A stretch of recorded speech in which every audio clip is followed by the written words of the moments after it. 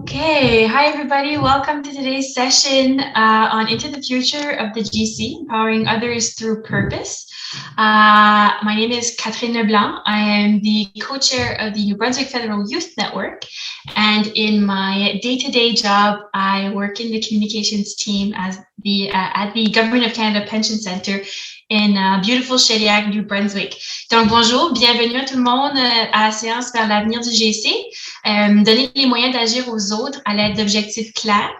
Je m'appelle Catherine Leblanc. Je suis présentement la coprésidente du réseau des jeunes fonctionnaires fédéraux du Nouveau-Brunswick.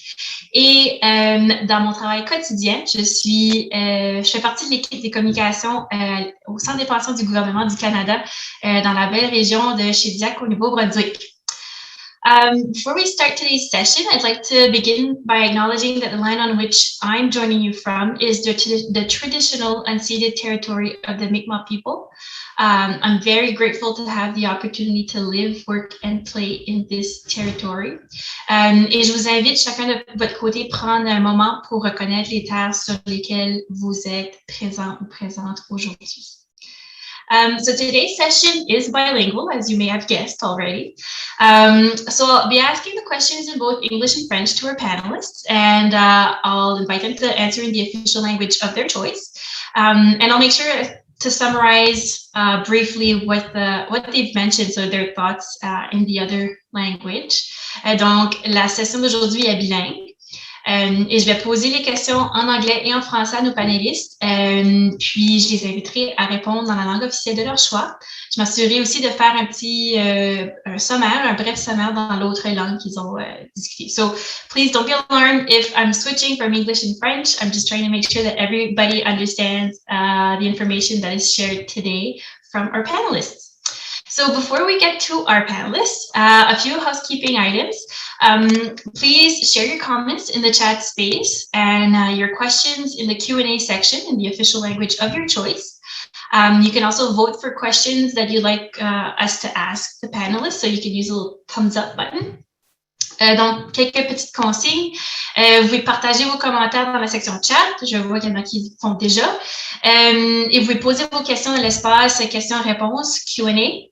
Dans la langue officielle de votre choix. Et vous pouvez aussi voter pour les questions que vous voulez poser aux panélistes en utilisant le petit thumbs up, le petit pouce en l'air. So today we have 4 panelists joining us. They'll share with us their expertise and their thoughts around today's topic. Donc, j'aimerais souhaiter la bienvenue à Kaylee Miller, Ali Khan, chez Okuribido Malcolm, and Maud Laporte-Roy. Donc, hi everybody. I know you guys don't see them yet at the screen, but hi everyone. So I'll get each of them to present themselves, and maybe you can tell us what you're bringing to this panel. And I figured we could also ask you the first question I had for you, which is, what is your passion and how did you make it fit into your current job? So I mean, maybe throwing you a curveball, but yeah, so if you could just let us know what's your passion, what you're passionate about, and how you made it fit in your current job. So we can maybe start with Shay. Hello, everyone. Honored to be a part of FYN's panel and loving the title, Empower Others Through Purpose. I'm looking forward to this conversation indeed. But before I begin my remarks from Ottawa, I too want to respectfully acknowledge that I live and work as a settler on the traditional and unceded territory of the Algonquin Anishinaabe people. I too think it's important to acknowledge, and I'm committed to the work of decolonization and reconciliation for Indigenous people with the intent to realize true nation-to-nation relations. So regarding our topic today, I love the idea of talking about passion and purpose. And like many, I have struggled with the existential question, what is my purpose?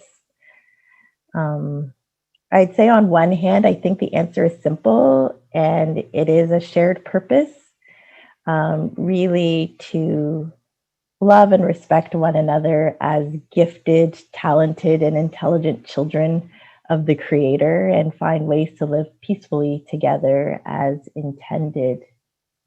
And when I think about that, I just imagine like if we could really all align to that one shared purpose,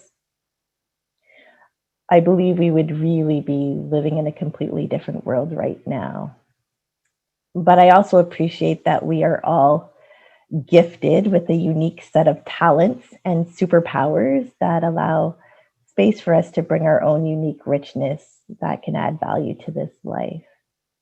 So in terms of my contribution to this conversation and how my passions work into what I'm doing today, ironically, about 3 years ago, I read Mindy Hart's book, The Memo, What Women of Color Need to Know to Secure a Seat at the Table. It's a great book, recommend it. But in one of her chapters, Mindy talks about creating a career purpose statement. And before I even finished the chapter, I created my statement, which I wrote down. And my statement 3 years ago was to advance a state of equity that improves the human welfare of our society. And at the time, my why was I truly believed, and I still believe, that when we're able to make space to honor the gifts of intelligence, energy, talents that have been bestowed on us, it really does increase our prospects for collective prosperity, peace, and state of belonging, I think we all desire. And so as I was writing my career statement and understanding my why, I also wrote down, like, I thought about how I would accomplish this. And from a professional starting point, I saw my focus to really realize this goal as optimizing the power of inclusion and belonging within the workspace. And doing that through identifying and eliminating systemic barriers that impact employees, as well as clients and end users. And at the time, I wanted to support an organization develop a culture that was anchored in equity, justice, dignity, and really did represent the society it serves.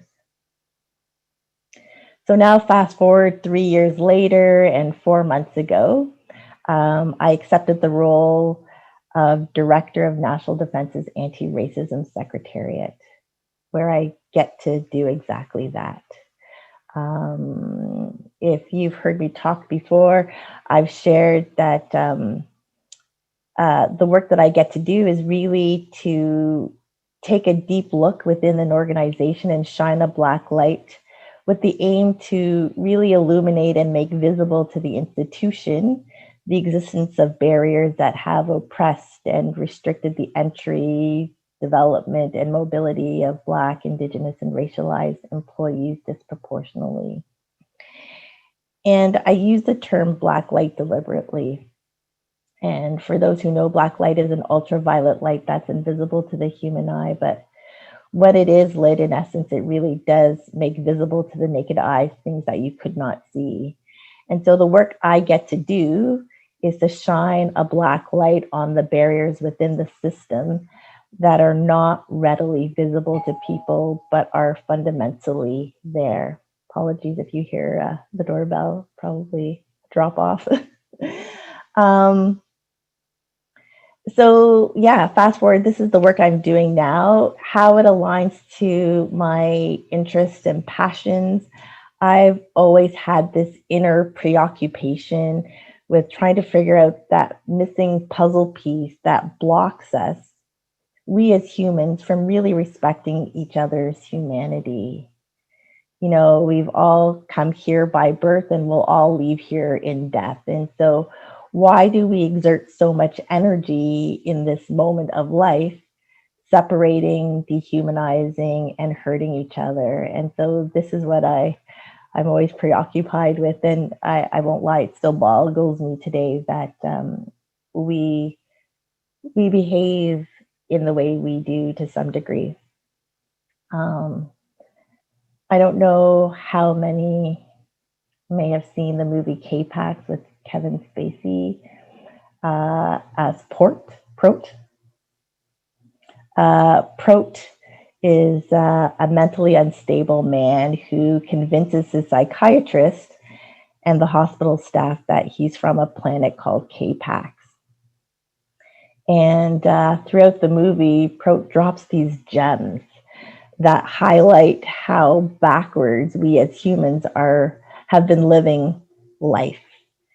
And at one point, he shares with his psychiatrist, Mark, played by Jeff Bridges, the whole notion that humans subscribe to the policy of an eye for an eye and a life for a life.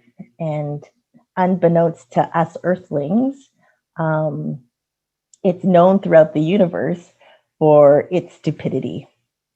And then he goes on to share that he, as a K-Paxian, has been around long enough to know and discover that the universe continually expands and collapses on itself. And it repeats this process over and over. And what he shares with Mark, the psychiatrist, is that what we as humans don't realize is that when the universe is in an expansive state, whatever mistakes we make at that time or this time around, we'll need to live through on our next path again and again. So his advice to humans is to get it right this time around, because this time is all we have. So I would say that we all have purpose. And I believe living into our purpose helps us get things right this pass around. And so maybe I'll stop there and look forward to engaging in the Q&A with the rest of my colleagues here on the panel. Thank you. Thank you, Shay. That was great. That was really, the anecdote was really interesting about the movie. We'll definitely get to more information. You're very insightful, clearly. Okay, so we can maybe head on over to Ali to just introduce yourself and let us know how you were able to combine both passion and work in what you currently do. Hi, everybody. My name is Muhammad Ali Khan. I'm with ESDC in Ontario region. I'm the previous chair of our YPN and a co-founding member of the Anti-Racism Ambassadors Network. We're an interdepartmental initiative, and we are aimed at promoting anti-racism efforts within the public sector. So right in line with what Shay was referring to earlier. Also one of the previous contributors to Leaders GC, and I have a few teams on the GC tools as well.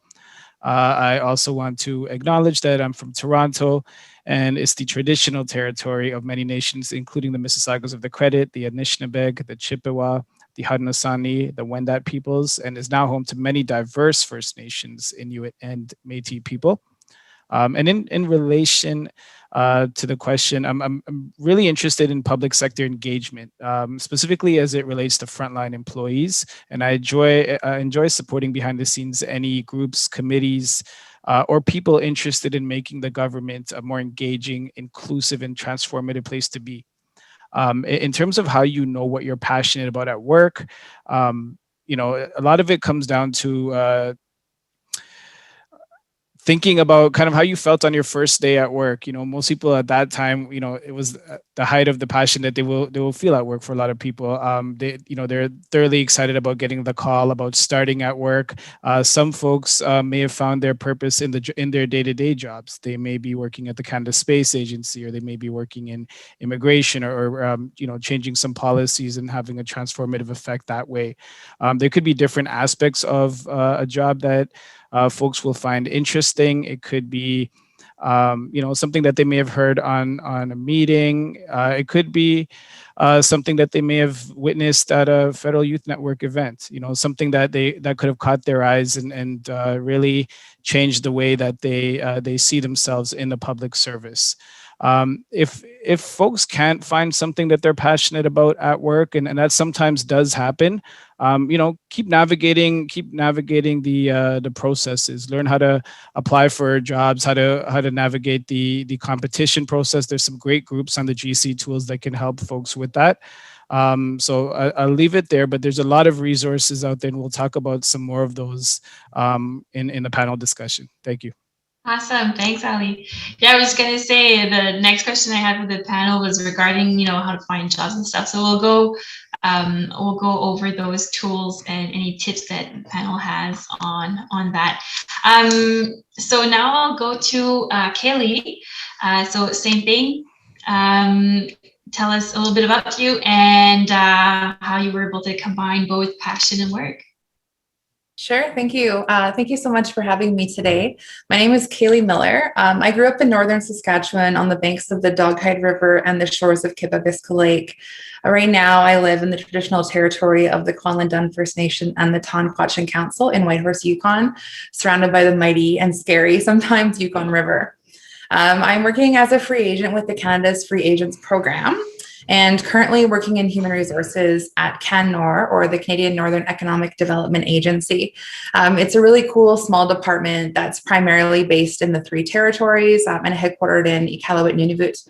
I work on a variety of different initiatives related to Indigenous recruitment and retention, diversity and inclusion, as well as supporting some of their staffing and labor relations.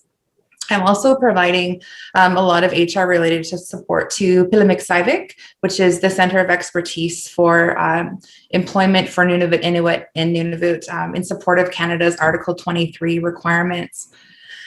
Finding passion in work, I was sort of drawn to this career in human resources a little bit accidentally, but it really relates to me wanting to help managers in particular better manage their teams. Over the years, I've had some interesting experiences myself, and I've heard lots and lots of people who have had challenges sometimes in their work environments with it just not being a good fit between themselves and their manager, or managers who don't know what to do when they're faced with challenging situations. And so I'm really passionate about sort of helping people to be able to better manage in a way that's fair and transparent and inclusive.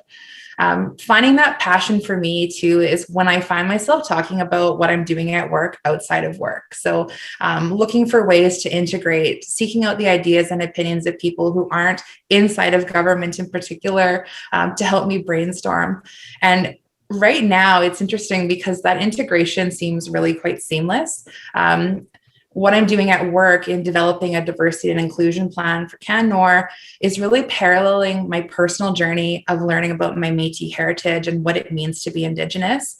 And over the last several years, sort of learning about what this history is and what it means, how do I integrate my own feelings about me being the product of colonialism with supporting the Crown in advancing reconciliation? It's super complex, and at times it feels like, how do we do this? But right now, I just feel like all parts of my world are kind of moving along in tandem, and that's definitely fueling my passion. Awesome. Thank you so much, Kaylee. We'll definitely get back on that too. And just to wrap up quickly on the introductions, Maud, si tu peux te présenter rapidement et toi aussi nous faire part rapidement de comment ça fait pour combiner sa passion avec ton travail, ta carrière. Oui, alors moi aussi, je suis agente libre comme Kelly, donc Maud Laporte-Roy. Je suis présentement en affectation en vérification interne à la Commission de la fonction publique. Je suis aussi coprésidente du réseau des jeunes professionnels de la région de la Capitale-Nationale, mieux connu sous le nom de NCR-YPN. Et j'ai commencé ma carrière dans les opérations à Service Canada à Montréal.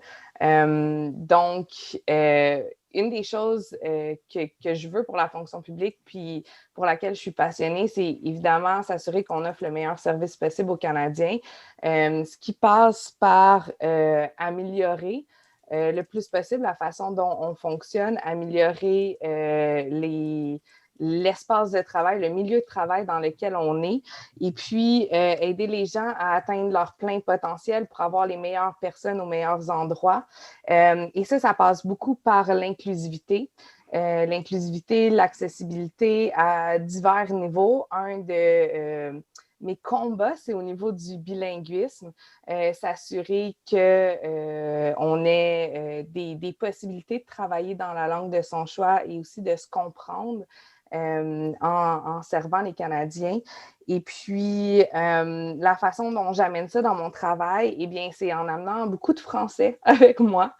J'essaie de pousser les barrières puis de remettre en question le statu quo, de faire les réunions par défaut en anglais, de faire les rapports par défaut en anglais.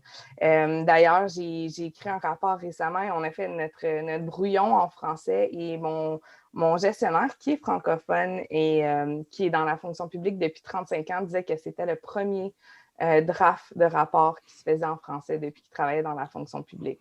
Alors, il reste encore du travail à faire à ce niveau-là et je vais m'arrêter ici pour qu'on puisse passer à la discussion. Merci beaucoup, Maud, pour ton introduction. So thanks to all four of you. They were all very interesting. Clearly you're passionate about what you all do in your current work, and what you've done in your past as well. So we need to get to our questions. We need to continue the conversation on what you guys all shared during the introduction. So I guess Ali kind of mentioned it during his introduction.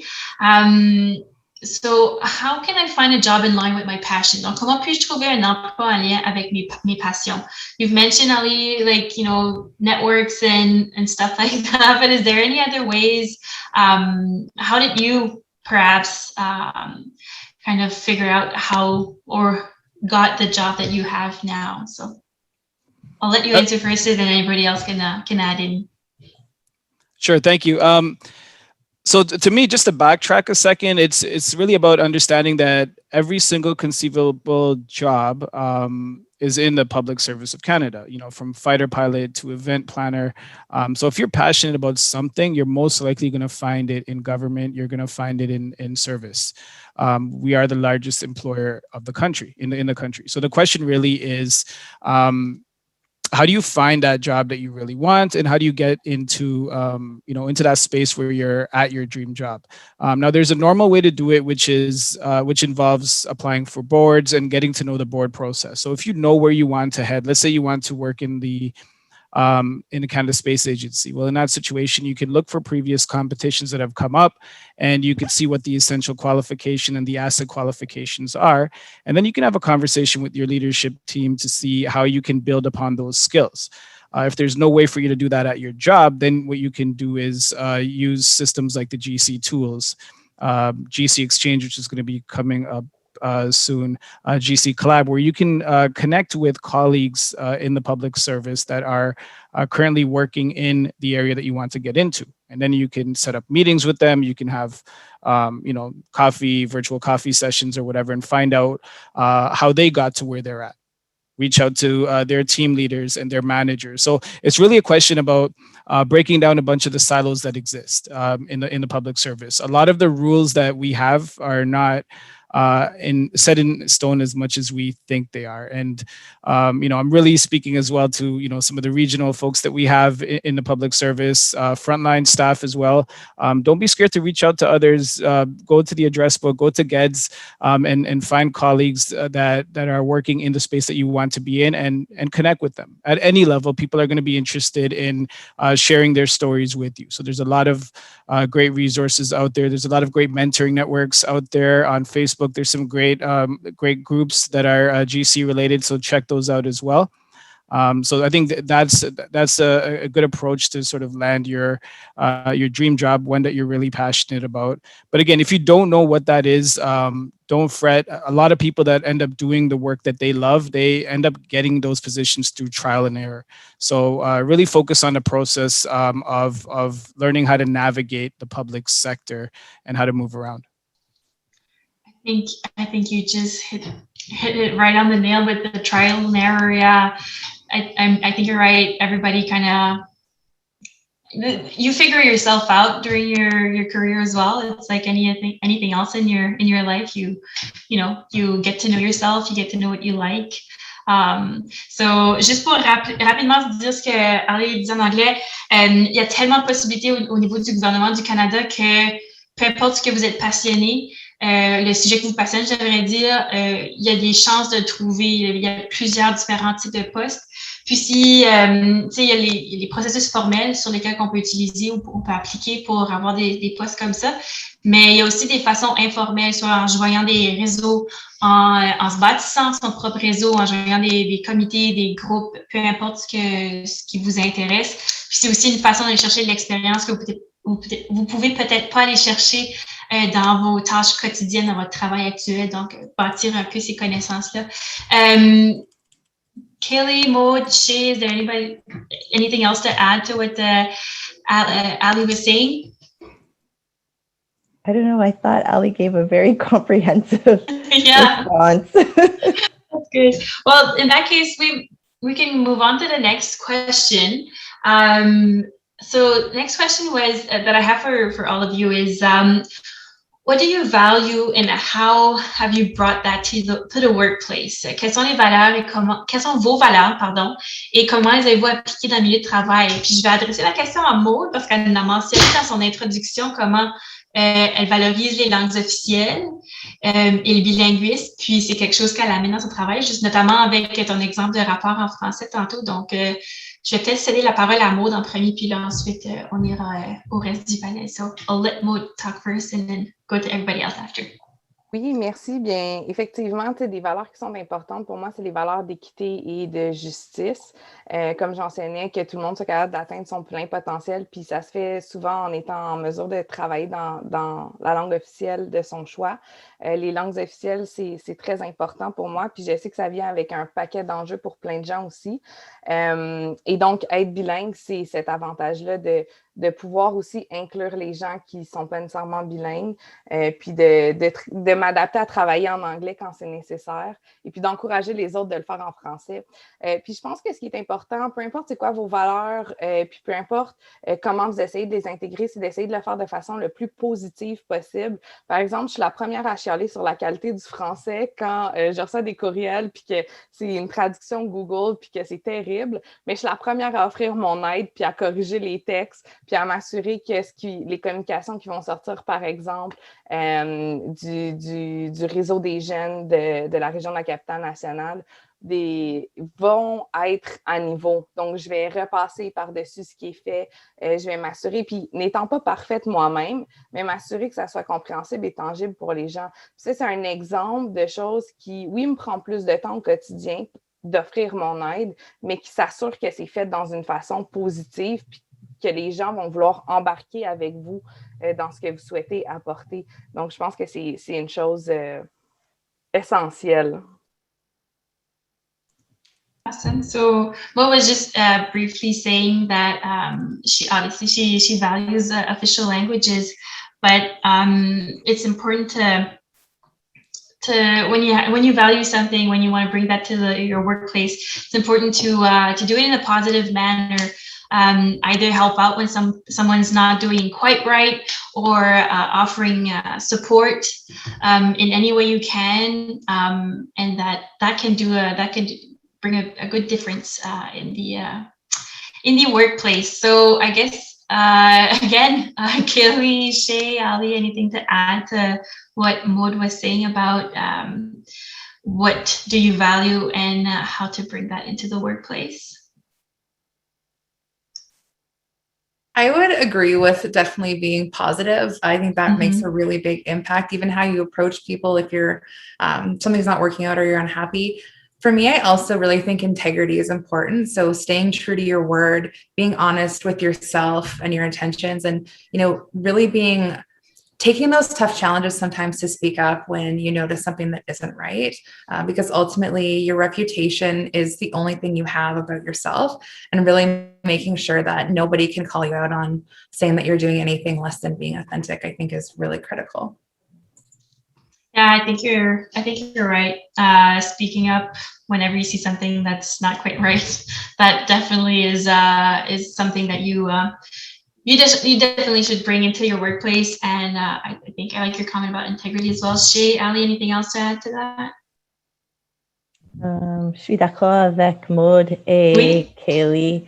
The only thing I would also offer, I think it's important that we live our values, and I'm going to assume and make the assumption that our values also align with the stated values of the organization that we work for as well. And so this is where we as individuals can bring to life the values of those organizations and live them out, and not just be the stated statements, but actually be and reflect what the organization wants to be. Right. Yeah, I like what you're saying, Shay. Donc, Shay disait juste que c'est bien si on peut trouver ou travailler pour une organisation où est-ce que les valeurs de l'organisation reflètent un peu les nôtres. Donc, puis d'être capable d'amener ces valeurs-là, ou de, je sais pas, je cherche mes mots en français, là, mais bring to life, donc donner un peu de vie, ou amener de la vie, je devrais dire peut-être, aux valeurs de l'organisation, en étant nous-mêmes impliqués dans ces valeurs-là. Puis, ce que Kelly disait tantôt aussi, c'était juste de rester vrai à soi-même, stay true to yourself, puis être intègre quand on voit quelque chose qui est pas correct, ou qui sonne pas correct dans nos organisations, de se lever, de dire quelque chose. Puis, ouais, c'est une étape importante aussi là, en ce qui concerne les valeurs et les organisations. So I'll go to the next question. What do we mean when we say corner of desk? Like working on the corner of our desk. I know it sounds like a random question, but it's an interesting one, and it's an important one, because hearing everybody speak today, I know that I'm sure that most of you have done some stuff off the corner of your desk by being involved in networks and committees. Qu'est-ce qu'on veut dire par le coin de bureau? So peut-être je vais lancer la question à Shay. So Shay, maybe you can take this question on what it means to work off the side or on the corner of your desk. Yes, yeah, for sure. I think working off the corner of your desk is an expression that we are familiar with. Some dread the off the corner jobs because for some it means extra work. It can be taxing. But I also think it can also be a rich opportunity. And if it is like a self-directed initiative that taps into your interests and passions and strengths, it can be an opportunity to really set yourself apart, stretch, network, gain visibility while adding value to the organization. So I'm a proponent of engaging in off the corner type projects. With that said, there is a nuanced difference between an off the corner of your desk project and a project that is recognized by the organization as a priority, and that should really come with the required true investment of resources. And if it really is the latter, I would encourage negotiating a promotional stretch assignment that can tap into you as the resource, but also give you opportunity to stretch and grow while adding value to the organization.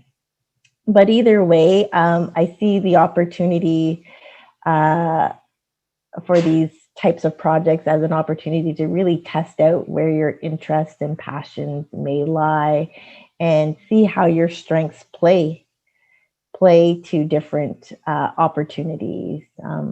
I would encourage you to have the courage to pursue these corner of your desk projects, even if it means going out of your comfort zone. We have this one unique lifetime to really pursue and our passion and purpose. So I encourage people to be bold and go for it. And maybe lastly, for those who may be on the fence, I'm not sure if I want to do it, or worried about failing, or whatever your fears may be, I would just say that there's a saying, never trust your fears because they do not know your strengths. So be bold, lean in, and use those corner of your desk opportunities, like I said, to test out different interests or explore different interests and passions. Stretch yourself. When you're stretching and growing, that can only be good. And it's also an opportunity to network and gain some visibility within the organization and position you for your next opportunity. Awesome. Thanks, Shay. Shay nous partageait juste que elle voyait les opportunités de travailler sur le coin de nos bureaux comme des excellentes opportunités pour sortir de la zone de confort, d'apprendre de nouvelles choses.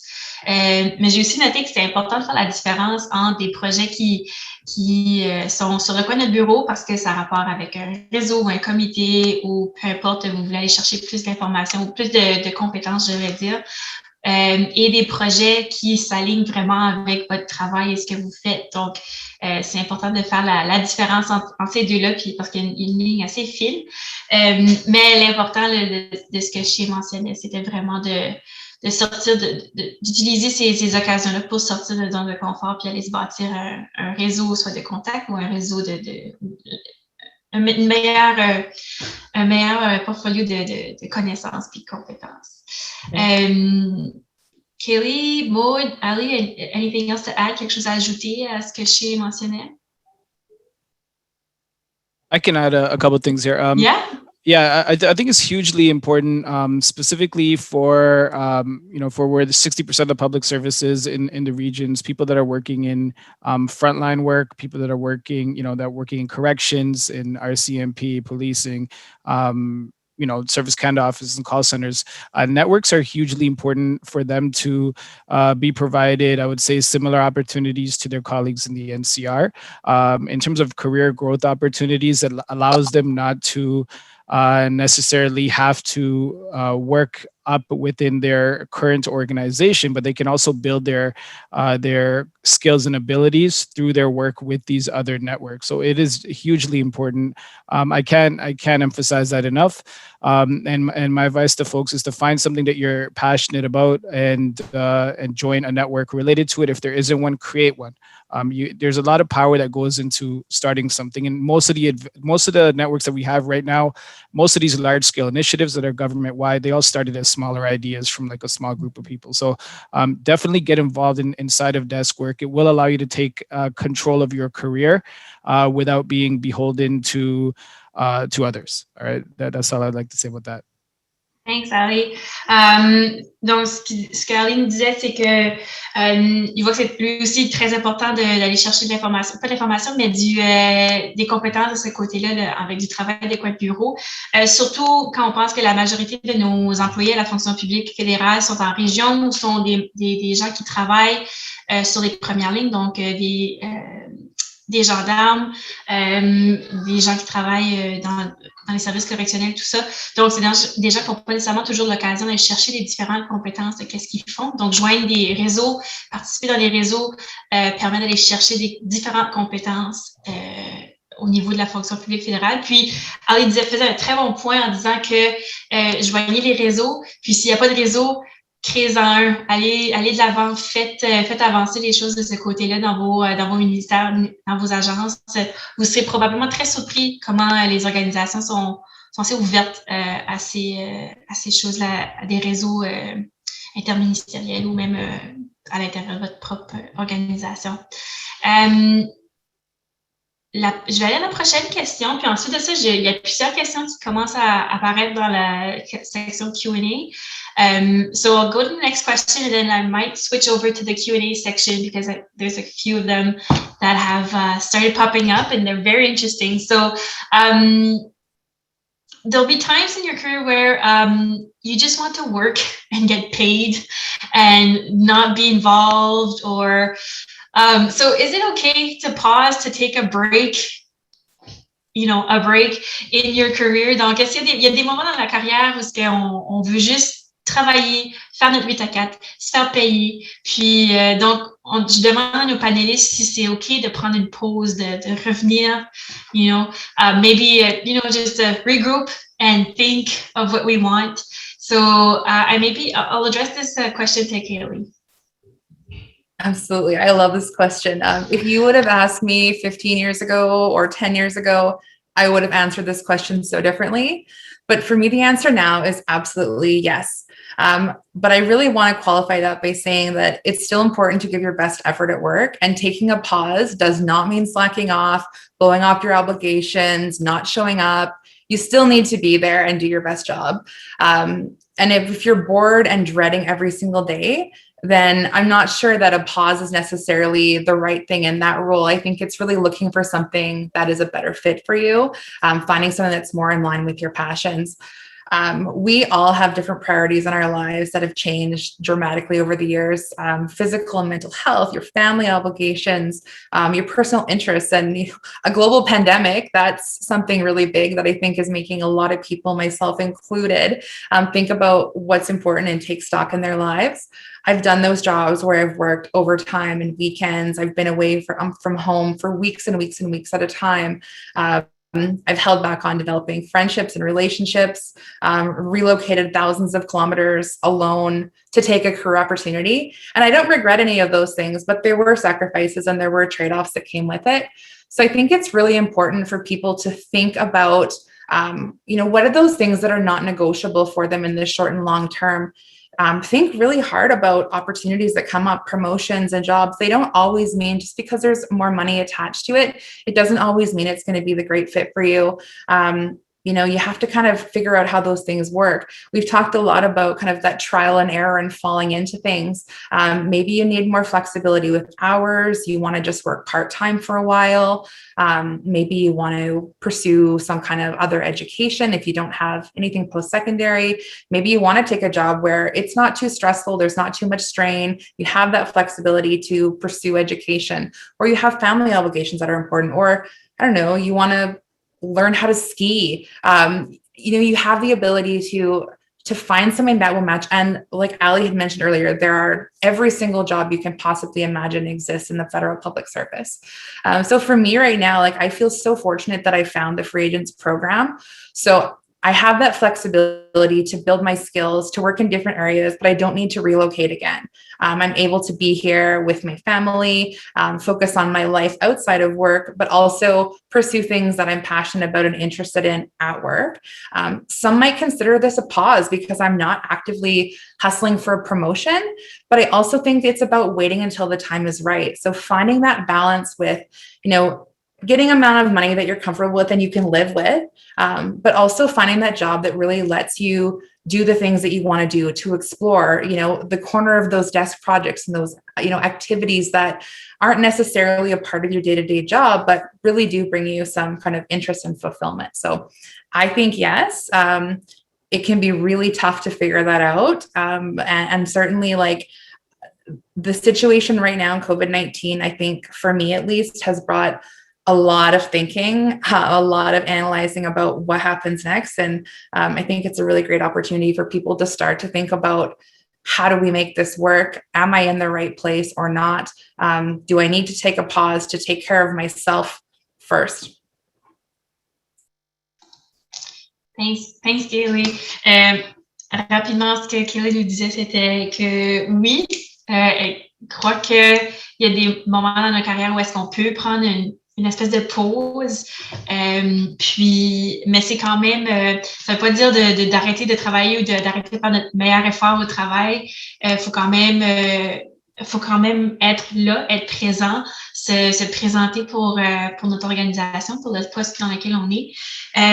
Puis aussi, ce qu'elle mentionnait, c'est que notre vie voit beaucoup de changements, donc aller un peu dans ce sens-là, écouter qu'est-ce qu'on a besoin à certains moments dans nos vies, que ce soit des changements familiales, des déménagements, un retour aux études, peu importe. Pensez aussi à qu'est-ce qui est non négociable pour vous. Donc, qu'est-ce que vous avez absolument besoin de votre travail, ou que ce soit de la sécurité, que ce soit financière. Donc, pensez à ces choses-là. Puis, d'autres commentaires qu'elle a mentionnés que j'ai trouvé très intéressants, c'était d'attendre le bon moment. Puis, c'est peut-être difficile de trouver cette exacte chose-là de qu'est-ce qui va se passer ensuite, qu'est-ce que je vais faire plus tard. Mais c'est juste, c'est se donner le temps un peu de réfléchir à ça. Maud, Ali, anything to add to what Kaylee was saying? Quelque chose à ajouter? No? Donc, we have about 15 minutes left to our session. So I'll go to some of the questions that we have in our Q&A section, because I have a few that are kind of really interesting. So someone is asking, how do I demonstrate my interest in a mandate or project when operational needs seems to be more important to my managers? Donc, comment je fais pour démontrer mon intérêt quand, pour un projet ou quelque chose comme ça, quand les besoins opérationnels semblent être une priorité pour nos gestionnaires? So I don't know if anyone wants to take on this question. Is there any ways, any tips we can give this person on how to demonstrate their interest? Maybe I can start.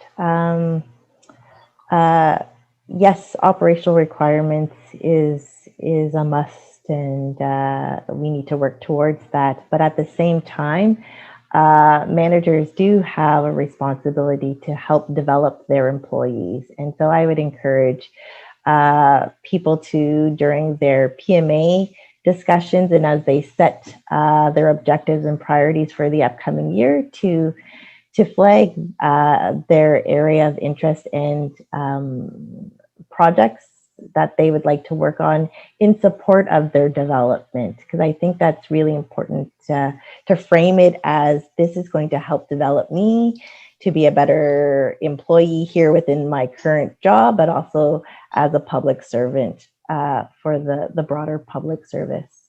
Yeah, that's what I would offer. Awesome, thanks, Shea. I'll try to go quickly to the question, so I want to answer as much as I can. So the next one that I have here is en français. Comment faire quand on se sent coincé dans un travail qui nous plaît plus? Comment faire pour exprimer notre gestionnaire qu'on veut faire autre chose? Maud, est-ce que tu voudrais prendre cette question-là? Oui, avec plaisir. Ben, je pense que la première chose, c'est d'être transparent et respectueux. Moi, j'ai jamais caché à mes gestionnaires que mon but, c'était de progresser dans la fonction publique, puis que j'allais prendre un emploi, j'allais donner le maximum de moi-même, mais j'allais aussi quitter cet emploi-là éventuellement. Et là, je parle avant d'être agent libre. Comme agent libre, c'est un peu différent parce qu'on a une durée de contrat. Et donc, les gens n'étaient pas surpris, n'étaient pas étonnés, mais n'étaient pas fâchés de la situation non plus. Et donc, je pense qu'une des façons, de un, c'est d'être transparent, puis bon, des fois, en fonction de la gestion, c'est pas facile d'être transparent au même niveau. La deuxième chose, c'est de le faire avant qu'on soit rendu au moment où on n'est plus capable de fournir l'effort maximal dans notre travail, parce que si ça vient avec un désintérêt, ça devient un petit peu plus compliqué aussi. Puis l'autre chose, c'est d'offrir des possibilités, donc dire, j'aimerais ça travailler sur tel projet ou j'aimerais ça faire telle chose. Et donc, d'arriver déjà avec des solutions aux problèmes, ça aide les gens à vouloir embarquer avec vous à régler le problème, donc pas juste arriver avec un problème. Donc, s'il y a un projet en particulier qui vous intéresse, allez vers ce projet-là, mentionnez-le, toujours lever la main aussi, souvent les gestionnaires, puis je pense que ça fait écho à une question qui va être un petit peu plus loin aussi, mais si vous démontrez constamment votre intérêt pour faire de nouvelles choses, à un moment donné, cet intérêt-là ne peut pas non plus être ignoré. Donc, je pense que c'est des bonnes stratégies là, pour réussir quand même à sortir un peu de notre quotidien.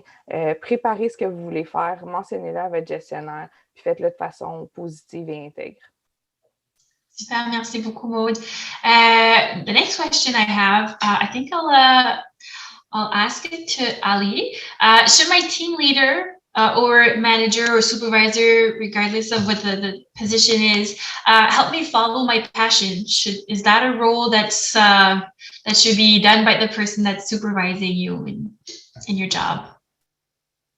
I think they should contribute to it, but I would like to emphasize, in an ideal situation, it's incumbent upon all of us to take ownership about, finding our passions and realizing them in our workplaces. So it really is something that, ideally it would be great if you have a support structure where a team leader or a manager would have enough time and foresight and interest in seeing you progress along in your career. And I'm sure that's typically the case. But it may not always be the case. And if an employee falls into that situation, they shouldn't be in a predicament where they cannot elevate and find their passion at work. They cannot join other networks and so forth. So don't leave everything up to the team leader and the manager would be my advice. Try to find it yourself. And if you are in a work environment where it's just not conducive to moving up, maybe it's, there could be a wide variety of reasons, especially when we consider, systemic biases and we consider the barriers that folks have, that systemically disadvantaged people would have in terms of moving on up. It's even more incumbent upon folks to, take ownership of their own careers and use the resources in the broader GC community. Again, GC tools and GC Twitter and your local YPNs, your local equity and equity deserving networks. Just use the whole gamut. To move up. That's what I would suggest, and to find your passion at work. Thanks. Anything to add I saw everybody kind of like nodding along with Ali. So anybody else have anything to add to what he was saying? If not, all good. I'll go to the next question.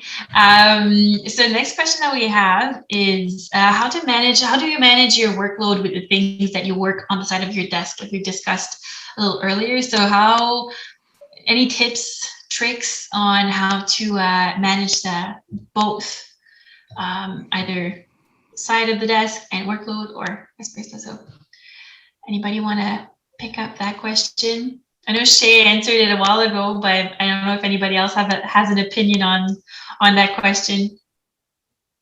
Maybe I can just offer one other thing is because balancing time, even to do your regular job, is also a challenge. And so just being deliberate in blocking time off for your side of the desk project and your day-to-day job too. It's just being just deliberate in blocking the time you need to do both. And remembering at the end of the day, your accountability is to your day-to-day job too, and that's what you're going to be assessed against.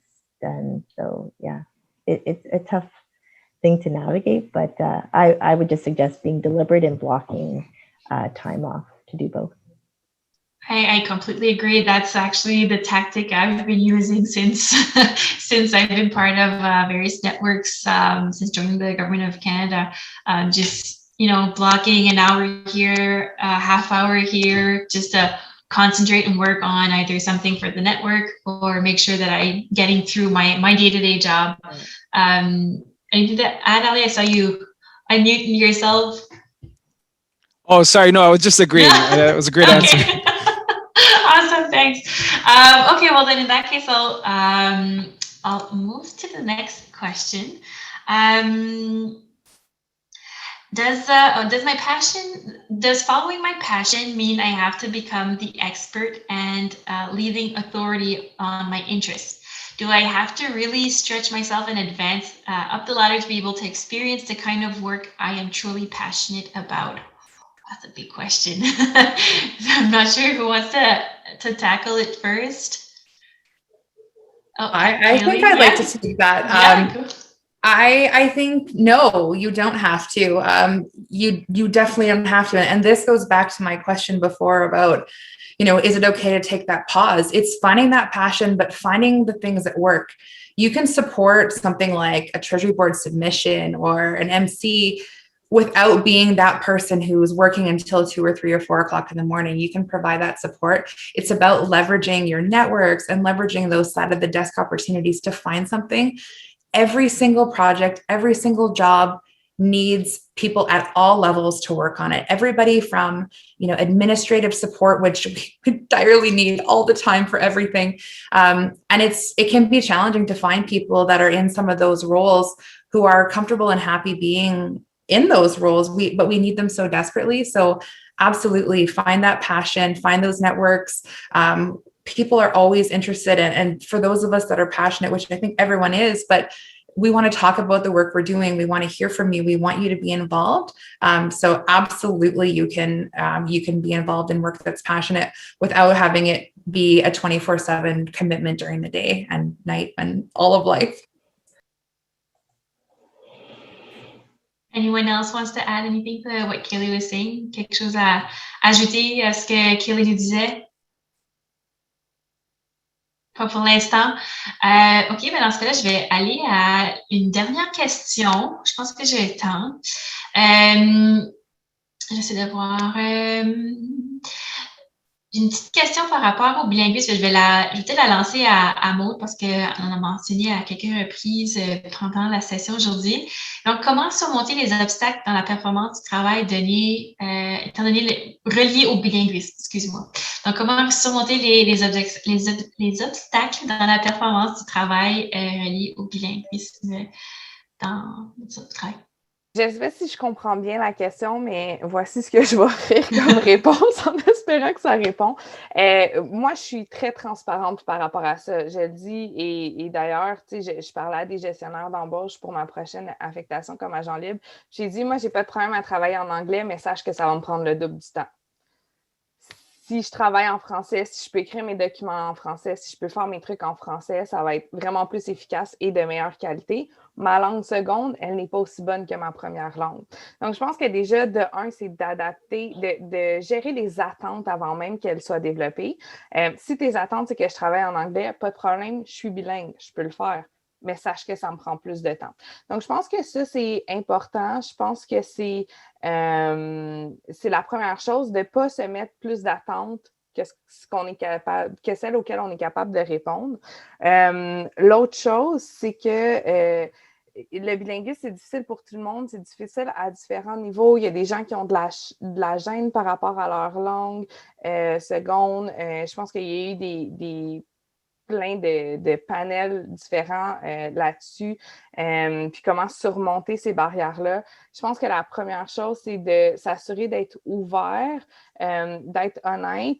Je sais que souvent, les francophones, on a tendance à répondre en anglais quand quelqu'un nous parle en français parce qu'on veut bien faire, parce qu'on veut l'aider, puis souvent, c'est très insultant.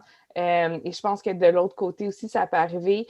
Donc, établir peut-être les barèmes de communication avant même que ça arrive, dire, exprimons-nous chacun dans notre langue officielle, comme le bilinguisme passif, ou bien essayons de faire une réunion en français, une réunion en anglais. Je pense qu'il y a plein d'initiatives super positives qui peuvent se faire. Je sais qu'il y en a qui ont des French Fridays, par exemple, donc qui parlent en français tous les vendredis. Il y en a qui aiment peut-être mieux le lundi parce que le vendredi, leur cerveau est trop fatigué. Donc, il y a plein de façons de surmonter ces obstacles-là. La première chose, c'est de les nommer. Puis après ça, de travailler à trouver des solutions qui vont convenir à toutes les personnes autour de la table. Puis, tu sais, moi, j'ai fait beaucoup de cours d'anglais aussi pour atteindre le niveau que je voulais en anglais. Ça peut faire partie de votre plan d'apprentissage si c'est quelque chose qui vous intéresse pour vous améliorer. La plupart des ministères offrent des cours de langue seconde, de maintien des niveaux de langue seconde aussi. Alors, voici quelques petits trucs. Super, merci. Bon. Je ne sais pas si vous entendez derrière moi, mais mon chat gratte à la porte, en tout cas. Je vais terminer la session ici. It's almost 3:30, so I'll end the session here. Before everybody leaves, any final thoughts? Anything to add to what has been discussed today? If not, go Shay. Maybe I'll just say, just encouraging people to take the time to reflect on what they think their passion and purpose is, and to the degree that they can align it to the work, it will just make that part of your day that much more gratifying and satisfying. And because, the other thing too, even when you're working in your area of passion and interest, there's going to be hard and tough days. And so when your values and your passion are all aligned, it just helps you anchor you as you navigate through those tough times. So to the degree you can take some time to pause and reflect and figure that out, I encourage that. Awesome. Those are great, great final thought for our session today. So thanks to all four of you. It's been very insightful, very informative, very inspiring as well, I should say. So just a reminder that these sessions from FIN are continuing on in May. The topic next month will be communicating who you are. And they'll be scheduled every Tuesday. So stay tuned for that. Donc, assurez-vous de vous inscrire aux activités du mois prochain. On explorera les sujets liés à la communication de qui vous êtes et les activités seront programmées à chaque mardi du mois de mai. So thanks again to Kaylee, Maud, Shay, Ali, and everybody else that participated by asking questions and in the chat. And I wish you all a wonderful afternoon wherever you may be in Canada. Merci et bon après-midi à tous et à toutes. Merci. Bye.